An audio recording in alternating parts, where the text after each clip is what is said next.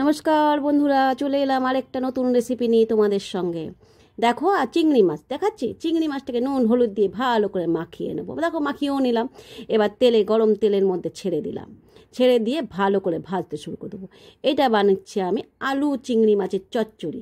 আর দেখো, এখানে দিয়ে দিলাম একটু রসুন থেতো করে, তারপরে পেঁয়াজ কুচি কুচি করে, ব্যাস দিয়ে নাড়তে থাকবো নাড়তে থাকবো নাড়তে থাকবো। তারপরে এখানে আলু দিয়ে দেবো। আলু যেমন ভাজা করো তেমন কাটবে, তোমরা যেমন করে কাটতে পারো, কিন্তু এরকম করে কাটলে বেশি ভালো লাগে খেতে। দেখো, আমি আলুটাকে একটু মোটা মোটা করে ভেজে নিয়েছি, কেটে নিয়েছি, কেটে নিয়ে দিয়ে দিলাম কড়াইয়ের মধ্যে। তারপরে নুন হলুদ একটু লঙ্কার গুঁড়ি দিয়ে ব্যাস।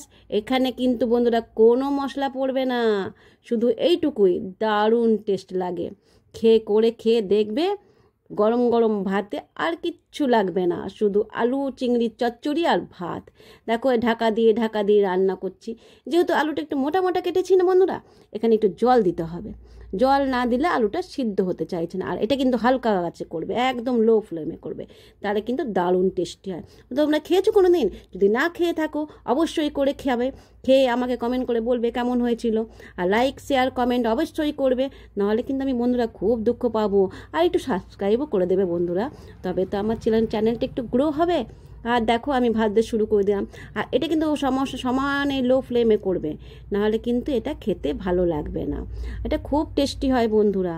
আর দেখো, বলতে বলতে আমার কিন্তু চিংড়ি আলুর চচ্চড়ি রেডি। টাটা বন্ধুরা, বাই বাই। ভালো থেকো, সুস্থ থেকো, সবল থেকো, বলিষ্ঠ থেকো, নিরোগ থেকো। টাটা।